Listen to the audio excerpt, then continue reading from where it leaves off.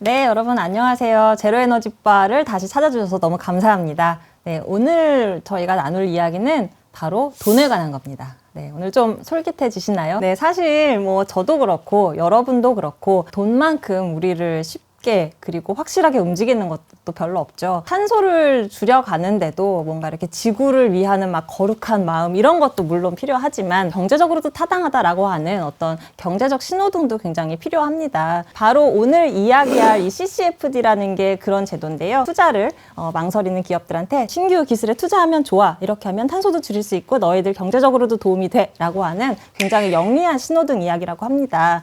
네, 그런데 CCFD 사실 처음 들어보시죠? 쩔 거 없습니다. 저도 처음 들었거든요. 평소에 왜 정부는 우리 기업하는 사람들이 이렇게 힘들게 하나 뭐 이런 불만을 가지셨던 분들이라면 오늘 굉장히 솔깃한 도움이 되는 이야기들 정보가 있을 것 같아요. 그래서 오늘 그 이야기를 나눠주실 사단법인 넥스트에서 선임연구원을 맡고 계신 정세록 연구원님 나와 계십니다. 안녕하세요. 저는 사단법인 넥스트 정세록 선임연구원이라고 합니다. 저는 사단법인 넥스트에서 이 기업들이 어떻게 하면 탈탄소 전략을 추구할 수 있을지 또 그걸 이뤄나가기 위해서 어떤 제도적 해소 장치들이 필요한지 뭐 이런 것들을 주로 연구하고 있습니다. 오늘 초대해 주셔서 감사합니다. 네.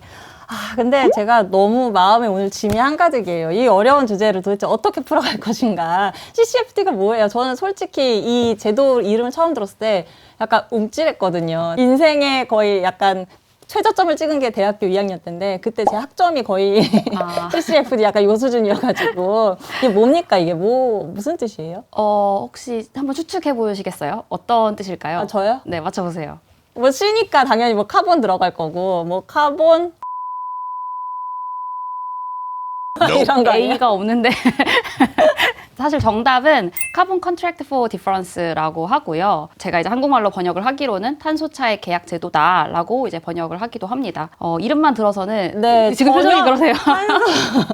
탄소 차액 계약 제도 진짜 1도 못 알아듣겠어요. 네, 사실 이름만 들어서도 전혀 감이 안 오는 이름이긴 한데요. 그래서 좀 쉽게 설명을 드리자면 탄소 가격에 대해서 저희가 일반적으로 배출권이라고 알고 있죠. 그래서 이 탄소 가격에 대해서 정부와 기업이 어떤 하나의 고정된 가격을 가지고 계약을 체결을 합니다. 그러니까 실제 시장의 배출권 가격이 고정된 가격보다 미달을 하게 되면 정부가 기업에게 그만큼 차익을 지원을 해주고 초과를 하게 되면 또 나머지 차익을 다시 기업이 정부에게 돌려주는 그런 제도입니다. 제가 지금 고개를 끄덕이고 있지만 이게 이해의 끄덕이 아닌 건 아마 다들 눈치채셨을 텐데 자 그러면은 우리 하나하나씩 좀 이렇게 빌드업을 해볼게요. 자, 제가 이제 말씀하신 것 중에 유일하게 딱 귀에 알아듣겠는 거 단어 하나 등장했어요. 배출권 거래제. 배출권 거래제는 아마 이쪽에 조금이라도 관심 있으신 분은 대강은 아실 거예요. 아주 쉽게 말씀드리면 뭐 예를 들면은 정부가 야 너는 올해 100톤만 배출해 라고 했는데 만약에 제가 80톤 배출했으면 그 20톤만큼 배출권을 다른 기업에 팔 수 있는 거고 그럼 저는 득이 되겠죠. 근데 만약에 제가 120톤을 배출했으면 20톤을 다른 기업이 시장에 내놓은 배출권을 내가 사와야 되고 돈 내고 그러니까 이걸 줄인 기업이 더 경제적으로 득이 되니까 너네 그러니까 이렇게 시장 기반으로 줄여가라 라고 하는 게 이제 배출권 거래제잖아요. 그거는 이제 우리나라에서도 이미 몇 년째 계속 하고 있는 거고 지금 말씀하신 CCFD도 키워드가 보니까 배출 나오고 기업 나오고 정부 나오고 막 이런단 말이에요. 이게 왜 필요한 거예요? 배출권 거래제라는 제도가 있는데. 배출권 거래제라고 하는 게 사실은 말씀을 해주신 것처럼 이산화탄소를 배출을 이만큼 할 수 있어 라고 하는 양적인 부분에 대한 컨트롤도 들어가지만 사실 이게 시장이라는 개념을 이용을 해서 우리가 배출을 할 때 그 배출권이라고 하는 재화가 가치가 얼마다 이게 가격을 매기게 되는 메커니즘도 사실 배출권 시장 안에는 작동하는 주요 논리 중에 하나죠. 그쵸. 그래서 기업의 입장에서는 그럼 경제적으로 내가 현재는 재화를 생산을 할 때 내가 우리 공장에서 총 100톤을 내가 배출을 하는데 이때 나라에서 80톤만 이제 배출을 하라라고 강제를 하는 경우에 고민을 하겠죠. 그러면 나는 20톤을 줄이는 투자를 할 것인가? 아니면 20톤을 줄이지 않고 그냥 시장에서 배출권을 구매를 해서 이제 이거를 없앨 것인가? 이거에 대한 이제 고민이 들어갈 수 있는데 사실 배출권 시장에서 그러면 이제 경영진 입장에서는 내가 투자를 하려고 보니까 1톤을 줄이는 투자를 할 때 예를 들면 가격이 지금 5만 원이 필요하더라고요. 그런데 내가 시장에서 배출권 가격을 살펴보니까 시장의 배출권 가격은 1톤당 4만 원인 거죠. 그러면은 기업의 입장에서 생각을 해봤을 때는 나는 그럼 경제적으로 배출을 하고 배출권을 사는 게 더 이득이다라는 그쵸. 이제 생각을 하게 되고요. 5만 원 투자하는 것보단 4만 원으로 그냥 배출권 사는 게 이득이니까. 그렇죠. 네. 사실은 배출권 시장이라고 하는 것 자체는 원래 그렇게 하도록 설계가 되어 있는 것이기 때문에 이걸 가지고 왜 투자할 수 있으면서 안 해라고 사실 비판을 할 수도 없는 거고요. 이거는 그런 이제 시장의 논리를 활용하라라고 설계를 한 거니까요. 이런 일반적인 논리들이 이제 작동을 하는 시장이라면 우리가 예를 들면 가상의 배출권 시장을 감안을 했을 때 이 가상의 배출권 시장에서 배출권 가격 수준인 4만 원 안팎에서 그러면 기업들은 투자를 할까 배출권을 살까를 이제 고민을 하게 될 텐데요. 사실 실제로 시장 안에서 온실가스를 아주 급격하게 많이 줄일 수 있는 기술 같은 경우에는 이것보다 훨씬 비쌀 수가 있어요. 예를 기술 들면 가격이? 네, 기술의 가격이 예를 들면 이 기술을 도입할 때 나는 1톤당 뭐 10만 원 이상, 20만 원 이상의 배출권 가격이 보장이 되어야 나는 이득인데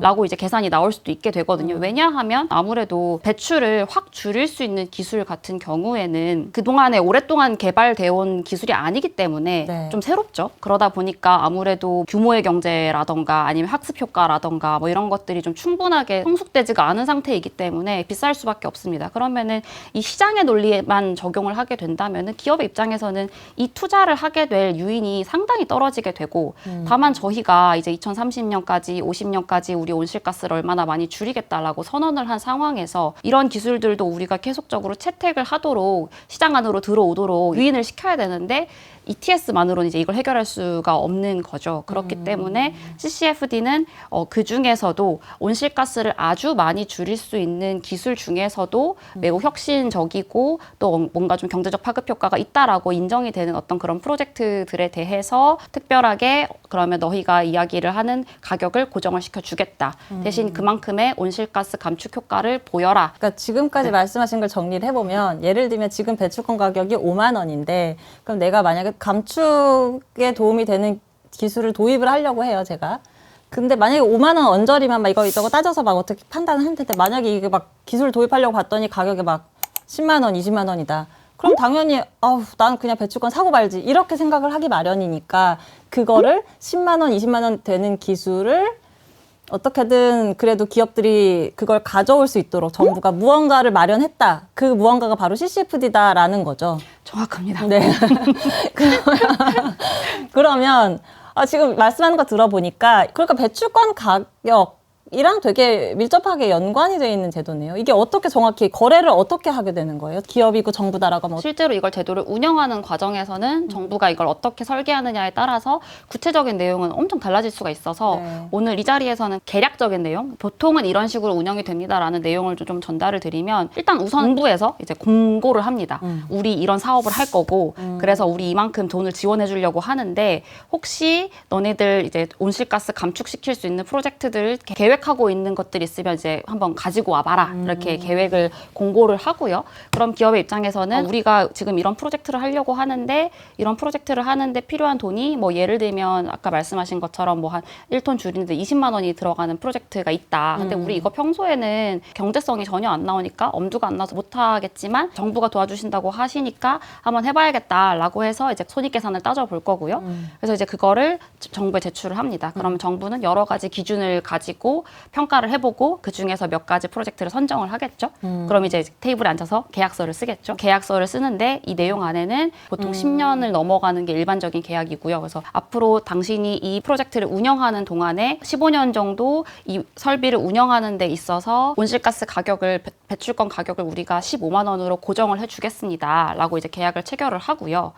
그리고 난 이후에 계약을 이제 기반으로 설비 투자를 하고 설비를 운영하게 되는데 그 첫 해에 만약에 평균 온실가스 가격, 배출권 가격이 예를 들면 한 5만 원이었어요. 평균 네. 가격이. 그러면은 15만 원을 보장해준다고 했으니까 네. 이제 15만 원에서 5만 원을 차감한 10만 원만큼에다가 실제로 이 프로젝트를 운영을 함으로써 줄이게 된 온실가스량, 배출 감축된 양을 곱해서 그만큼의 돈을 정부가 기업에게 나눠주게 되는 거죠. 사실 5만 원을 왜 빼나요? 라는 또 질문이 들 수가 있는데요. 네. 이 설비를 운영함으로써 함으로써 온실가스 배출 감축을 줄였고 네. 그것 자체가 잉여 배출권으로서 시장에 기업이 판매할 할 수 수 있고 있으니까. 또는 아니면 샀어야 하는데 네. 안 사게 됐으니까 회피하게 되었다. 그것 자체가 어찌 보면 배출권 수익이 되는 것이기 때문에 시장의 논리를 이용을 해서 발생한 수익은 차감을 하고 나머지 필요했던 BEP에 맞는 요 금액만큼은 이제 정부가 준다라는 개념이고요. 내가 기업이고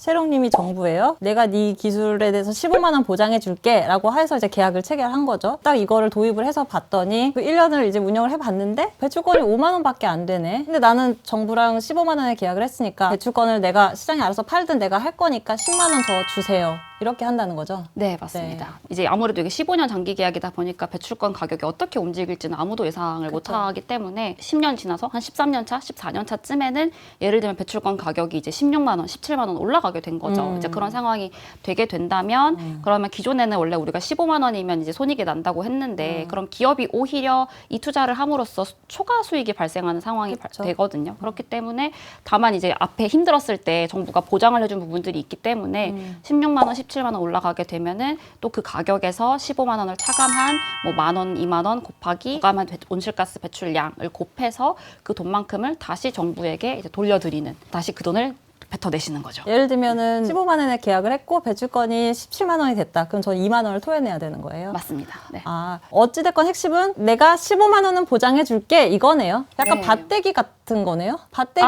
예, 맞습니다. 예, 그쵸? 맞습니다. 네. 네. 근데 사실은 여기서 CCFD라는 말이 엄청 어렵게 느껴질 수 있는데 밭대기 무슨 말씀이신 거지? 했는데 생각해보니까 예전에 경제학 수업 들을 때 네. 선물 거래 할 때 그러니까요. 항상 사례로 네. 나오는 사실 그거와 원재료 가격 변동성을 줄이기 위해서 뭐 선물 거래 체결한다고 하더라라고 하는 그 개념과 사실 완전히 동일합니다. 신박하군요. 네, 이걸 이렇게 도입하다니. 지금 말씀하시기로 이제 15만 원으로 계약을 했다 치고 처음에 배출권 5만 원일 때, 그 다음에 17만 원일 때 이렇게 예를 들으니까 기업 입장에서는 정부한테 받는 게 많겠다라고 생각할 수 있지만 근데 만약에 배출권 가격이 진짜 더 뛰어서 막 20만 원 막 이렇게 갈 수도 있잖아요. 그러면 오히려 이거 계약해놨더니 받는 것보다 토해내야 되는 금액이 더 많다고 하면 그럴 수도 있지 않아요? 말씀 주신 대로 배출권 가격도 어찌 보면 재화이기 때문에 우리 아무도 재화의 가격의 변동을 예측하기가 어렵거든요. 제가 그걸 알면 제 주식 잔고가 이렇게 파란색은 아닐 텐데요. 그러니까. 네, 그래서 사실은 예측 가능성이 매우 떨어지게 되고 네. 말씀하신 것처럼 아무래도 어떤 기업의 경우에는 예측을 해봤더니 우리는 15년 안에 배출권 가격 20만 원 될 것 같아. 그러니까 우리는 굳이 입찰을 안 하는 게 나을 것 같은데 난 그 초과 수익 다 가져가고 싶어 라고 판단을 내릴 수도 있지만 예측은 전혀 할 수가 없는 거거든요. 예를 들면 우리가 2021년에 NDC 상향하고 이렇게 했을 때 배출권 가격이 막 상향하고 있었었고 그 당시에는 2023년 배출권 가격이 이렇게 떨어질 줄 크게 예상한 사람들이 별로 없었을 거예요. 그렇죠. 그렇기 때문에 사실 이런 가격 변동성 자체가 워낙 예측 가능성이 떨어지고 이런 점들을 감안을 했을 때는 또 20만 원 올라가는 것도 만약인 거고 1만 원에 곤두박질 치는 것도 만약인 거고 기업의 입장에서는 이러한 변동성에 대한 해지 수단으로서는 충분한 매력은 있다고 생각은 합니다. 어쨌든 나도 온실가스 감축의 의무가 있는 상황에서 그냥 배출권 거래제만 바라보고 있느니 뭐라도 어떻게 리스크를 좀 해지할 수 있고 예측 가능성을 올릴 수 있는 제도가 있으면 뭐 좋을 수 있겠다. 라는 생각이 들고 참 이거 보면은 탄소 배출 뭐 이런 거 갖고서 밭대기 하는 건데 이거 별거 아닌 것 같은데 처음 생각한 사람들은 이거 되게 아이디어잖아요. 그쵸. 이거 누가 생각한 거? 이거 또 보나마나 유럽에서 먼저 했겠죠? 네, 맞습니다. 학술적으로 누가 막 이렇게 처음에 보고서 나오고 막 이랬던 거예요? 물론 이 오리지널리티는 항상 이제 네. 내가 먼저다 네. 이슈여서 제가 추정키로는 이 사람이 먼저인 것 같다라고 이제 보기는 하는데요. 일단은 가장 먼저 유례로 꼽는 거는 2017년에 독일의 경제학자가 이제 보고서를 냈어요. 프로젝트 단위로 온실가스 카본 가격을 고정을 시켜주고 프로젝트 현금 흐름 상에서 이게 어떤 도움이 된다라는 것들 약간 좀 경제학적 다양한 수식을 이용을 해서 언급을 한 보고서가 이제 나왔었고요. 그 이후에 이제 독일의 이제 에너지 전환 싱크탱크에서 우리 이런 거 제도로 해야 된다고 우리 주장을 해보자라고 이제 받아들여서 그게 이제 다양한 이제 에너지 전환 싱크탱크들 보고서 상에서 온실가스 감축 전환을 지원하기 위한 좋은 제도의 개념이다라고 하면서 좀 홍보가 되기 시작을 했고요. 그 결과로는 유럽의 경우에는 이제 뭐 다양하게 이제 제도 준비를 이미 이제 들어가 들어가고 있고요. 들어갔고. 그래서 그런 점에서 봤을 때 오리지널리티는 유럽에 있다고 보고요. 사실은 개념적으로는 CCFD라고 하는 그러니까 카본 가격을 고정한다라는 개념 자체는 좀 새롭긴 한데 과거에 뭐 전력 시장에 익숙하신 분들은 아실 수도 있는데 CFD라고 유사한 이름이죠. 앞에 카본만 빼면 똑같은 이름인데요. 네. 결국에는 재생에너지 보급 정책 중에 하나였고 풍력이라든지 태양광 발전 사업자들이 판매하는 전력 가격에 대해서 내가 어느 가격은 보장을 해주겠다라고 하는 개념이 있었어요. 뭘 고정으로 하느냐만 좀 개념으로는 다르지만 이미 좀 유사한 개념의 제도는 재생에너지 쪽에 있었고 거기에서 이제 그 고정 가격을 전력 판매 가격이 아니라 이제 온실가스 가격으로 고정을 한 게 좀 차이가 있고 뭐 그것만으로도 근데 뭐 훌륭한 혁신인 거죠. 네. 처음에 시작할 때 기업에 계신 분들 주목하시라 했는데 막상 우리나라에 없는 거 아니에요? 우리나라에 있나요? 이 제도 하고 있다거나 뭐 준비 중인 상황인 건가요? 사실 기쁜 소식입니다. 기쁜 소식은 저희 이제 2023년 4월 달에 탄소 중립 기본 계획이 나왔었죠. 네네. 그래서 우리나라 뭐 연도별로 얼마 하겠다, 얼마 배출하는지 연도별 계획이 나왔었고 또 그 안에서 각 행정 부처별로 우리는 어떻게 배출을 줄이도록 유도하겠습니다. 이런 정책들 하겠습니다. 이런 공개들이 있었는데요. 그 탄소 중립 기본 계획 안에 탄소차액 계약 제도를 운영하겠습니다라고 하는 내용이 명시적으로 들어가 있습니다. 물론 아직까지 법적 근거라든지 정말 이제 뭐 어느 법에 이렇게 근거하고 있다 이런 부분들은 좀 보완이 필요하고 앞으로 진행이 될 것으로 예상이 되지만 어쨌든 현재로서는 정부는 하겠다라고 하는 의지를 표명을 했고요. 네. 이에 따라서 행정부처들도 좀 준비하고 있는 걸로 파악하고 있습니다. 네, 저희 오늘 1부 순서에서는 CCFD의 기본적인 개념에 대해서 이제 이야기를 들었습니다. 탄소를 저감하는 기술을 도입할까 말까 이렇게 고민하는 기업들한테 장기적으로 우리가 이 정도 보장을 해줄게라고 정부가 제안을 해서 이렇게 서로 계약을 하는 그런 제도다라고 이제 말씀을 들었고요. 네, 저희 2부에서는 실질적으로 이게 어떻게 운영이 되고 있는지 이런 사례나 이런 것들 같이 이야기를 나눠보겠습니다.